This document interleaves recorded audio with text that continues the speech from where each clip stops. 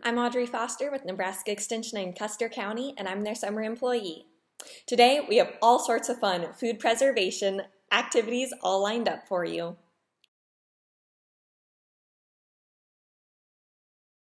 The first step you've got to do is go ahead and clean your strawberries. So this will include washing them, but then also cutting off all the stems, and also if they have white spots on them or if they have any bruises or anything, you'll want to remove those at this time. Next, you will get to chop up or crush your strawberries. I'm using this handy dandy little tool here. And how crushed you want to make your strawberries will depend on your personal preferences and also the type of jelly that you're making. For our freezer jelly, we're going to leave them in larger chunks, but for the hot bath jelly, we're going to make sure that they're a little more crushed. Okay, try the tool again. As these strawberries are pretty crushed, they're a great consistency for our strawberry jam recipe for canning. Once your strawberries are crushed, you can go ahead and measure them out. I have 2 cups here, but I'm gonna need 5 cups. I've gone ahead and placed them in a bowl here so they'll be ready to use when we're ready to make up our jelly.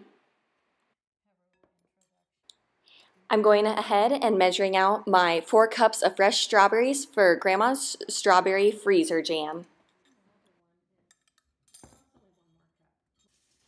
Notice how the strawberries for this freezer jam are in larger chunks. They're in about the size that you'd want when you're eating strawberries on a slice of bread. I'm Audrey Foster with Nebraska Extension in Custer County, and I'm their summer employee. And today I have Cindy McCullough with me, and she's going to be teaching us how to make a couple different types of jam. So I'm going to let her lead, and I'm just going to help. And I encourage you guys to follow along at home. Oh, great. Okay, guys,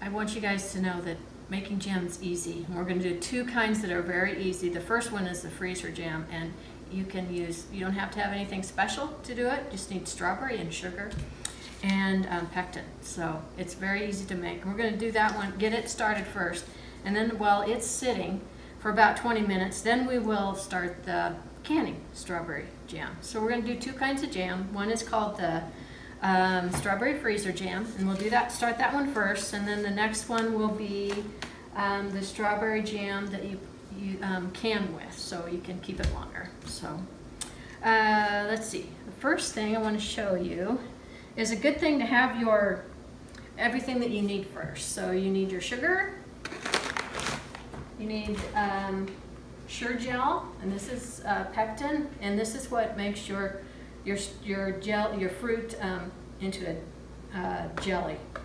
It makes it thicken it up. And what else do we need? Well, you need jars, and you also need some flats, and they are, I don't have those right handy, but those are the things you need. You can also, the freezer jam, you can also just put it in a little plastic container too, and just stick it in your deep freeze too, so it works.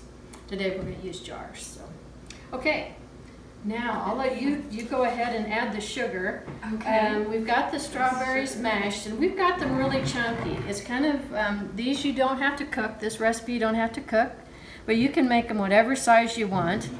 And then we have, it is 8 cups of sugar. So what is important that you want to make sure is that you have the proper amount of sugar, exact amount of sugar, and the exact amount of strawberries. We started out with 4 cups of strawberries that were washed and hulled and chopped, but that was 4 cups measured. So when you wash your strawberries and you start chopping, you want to have a few more because you want to have exactly the amount that you want crushed. And the same thing with the sugar. You want to already have it pre-measured. And exactly 8 cups is really important, so you want to make sure you do that, those measurements. And this, we're just going to stir this up until the strawberries, the sugar is dissolved. And then it's got to sit about 20 minutes so that you make sure the sugar gets totally dissolved. You don't want to have sugary jam. Okay, we're almost have it stirred up here.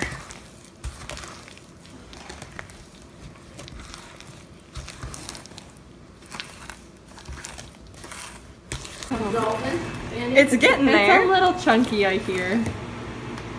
You hear the sugar? I think so. I think. Yeah, maybe go around the side of the bowl. Okay. Okay, we are ready for our next step on the freezer jam, and it takes 2 cups of water. I'm gonna turn on the stove and add the pectin.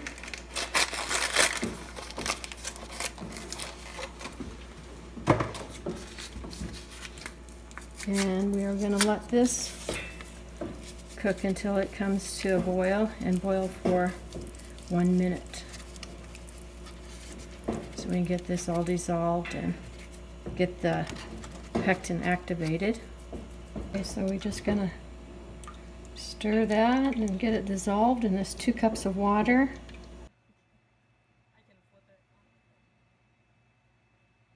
Next step for the freezer jam, we're going to pour the pectin in to the strawberry sugar mixture. It's kind of slow so it doesn't splatter all over. And this you want to stir for 2 minutes.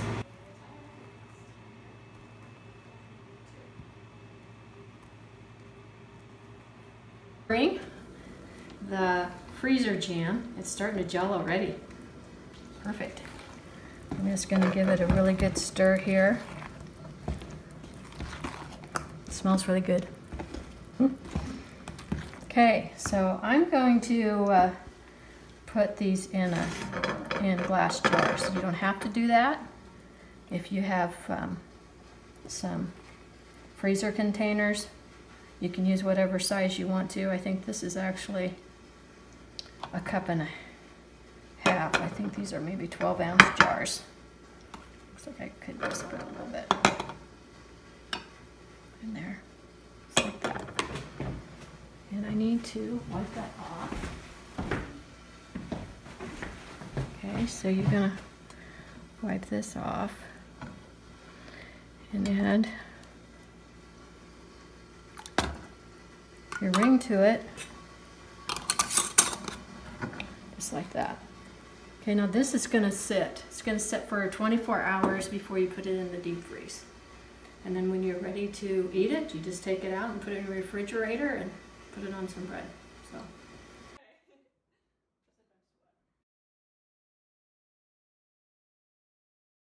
This is called the strawberry jam recipe for canning, okay? And it takes 5 cups of strawberries, and they are a lot smaller. You smash them up pretty small, have a few chunks in there.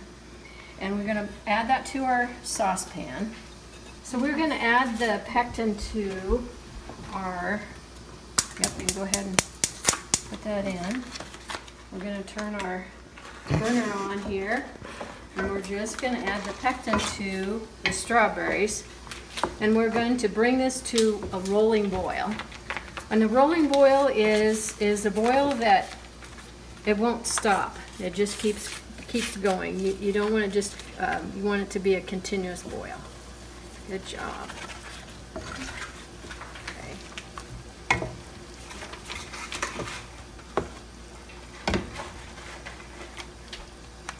We also, you want to get me a knife? Yes. We also need to add a little bit of butter, and the butter is, it helps the jam so it doesn't overboil. It doesn't take much, just about a teaspoon.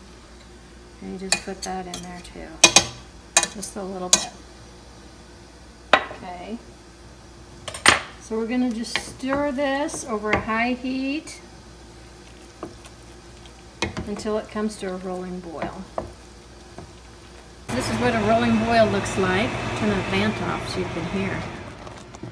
So as you stir it, it's still boiling. Took quite a while. It's cooked down a lot. Next step is to add the sugar. You just kind of stir it in as you don't want to add it in all at once. Now it's getting a nice, pretty red color. didn't think the sugar would do that. Smells good though. Smells like strawberry jam.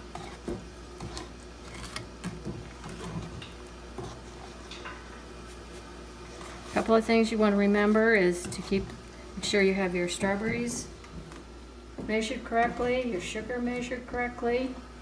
And this step, make sure you have a rolling boil with your jam before you add the sugar.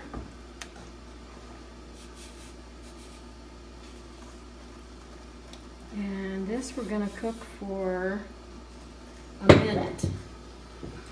And you just want to bring this back to a boil and then set your timer for a minute. It doesn't need to cook any more than that, but you don't want to start counting your minute until it starts boiling again. It won't take too long because it's already hot. It doesn't take very long to get the sugar heated back up. This is just to dissolve the sugar. You want to stir this constantly because it will stick.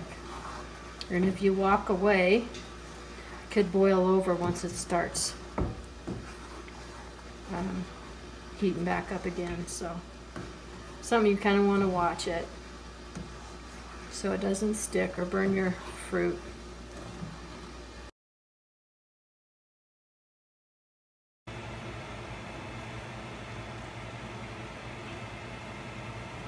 Jelly is ready to put in the jars. The first thing we did is we washed the jars, and they are warm, got them nice and clean. And then the flats, we have them boiling, and so they're nice and hot so that it softens the sealant on those. And we have our canner ready. It has hot water in it, and we are going to fill our jars. We will just fill these up. You want to leave about a 1/4 of an inch headspace on there.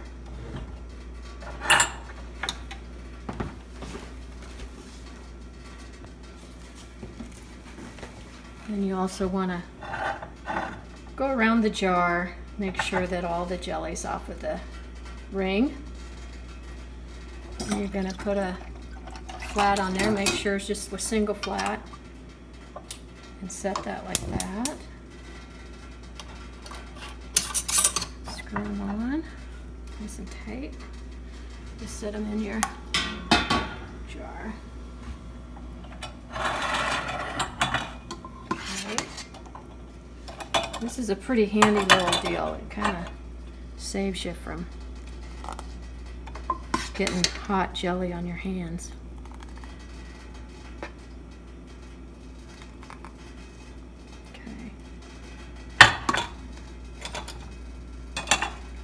Looks like I could get a little more.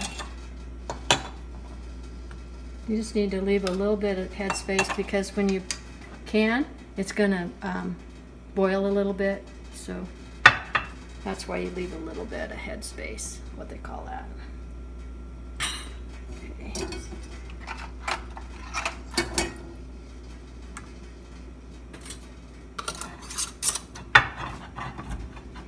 Okay, that's it. So we're going to fill this up and we'll show you the next step. All of it, maybe about half. Oops. Yep, it's, I got it. So you want to have about 1.5 inches. That's probably good. Or what do you think? Some of them look like they're more in than that. I think that's good. Okay. You want about 1.5 inches head space, and you'll turn your burner on high, and you will not start counting your 10 minutes until after it's a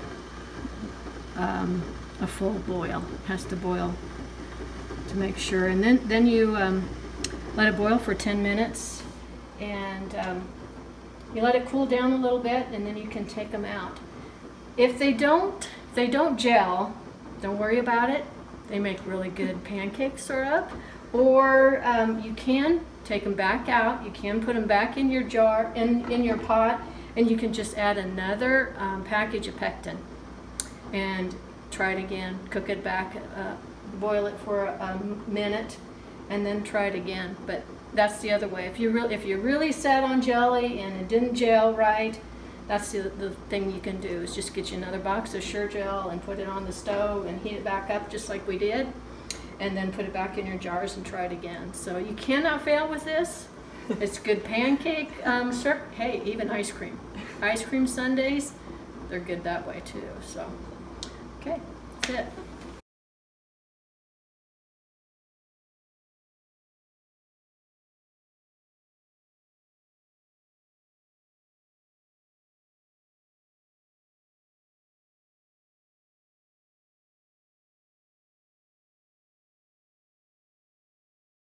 When you harvest rhubarb, you're going to go ahead and pull out each of the stalks. After you've pulled off the stalks, you want to go ahead and pull off the side that was closest to the root and also the leaves. The leaves are poisonous, so you want to make sure to get all the leaf cut off. Also, when you're harvesting rhubarb, you only want to take at most 1/3 of the plant matter, because otherwise you could seriously damage your plant. So next, what we have to do to process our rhubarb is to go ahead and clean it. So these have already been rinsed, but our next step is to peel off the skin on the outer side of the rhubarb. When you're doing this, as you'll be working with a knife, make sure you have adult supervision if needed. So what you're going to do is you're just going to go ahead and take the skin, and just the skin, you don't want to take too much, that's on the very outside of the rhubarb, and just peel it off. And you will do this to each side of the rhubarb. Next up, you're going to go ahead and cut your rhubarb. Once again, as you'll be working with a knife, make sure that you're very careful with this part of it. What you're going to do is you're just going to go in and make small little dices with your rhubarb. Try and keep them as uniform as possible, but this may take some practice. After you've gone ahead and chopped all your rhubarb, next you will want to place it in a freezer-proof gallon-sized bag to place in your freezer. You can also use freezer containers, but our family just tends to use bags that are freezer quality because we have them on hand. When you mark on your containers, make sure that you write what you're preserving, such as here we're doing rhubarb, today's date, and also the quantity. We tend to freeze rhubarb in 5 or 6 cup quantities, but because those are quantities that are popular in recipes, but feel free to do whatever quantity works best for you and your family. So after you have your bag properly labeled, or your container, you can go ahead and fill your bag. I tend to just fold down the top of my bag so that I don't get stuff stuck in the seal, and then it makes it a little easier to scoop into. So then I will take my rhubarb and I will just fill my container. Then I can go ahead and close up my bag.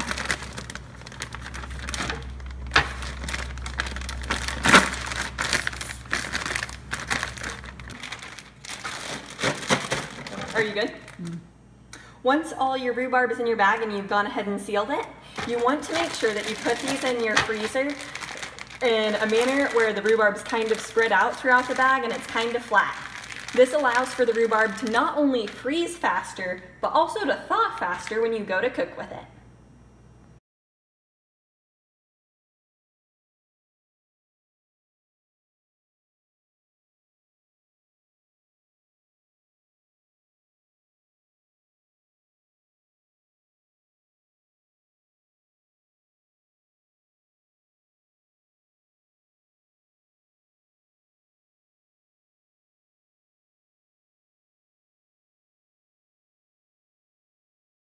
Please correct me, because I don't know what I'm doing.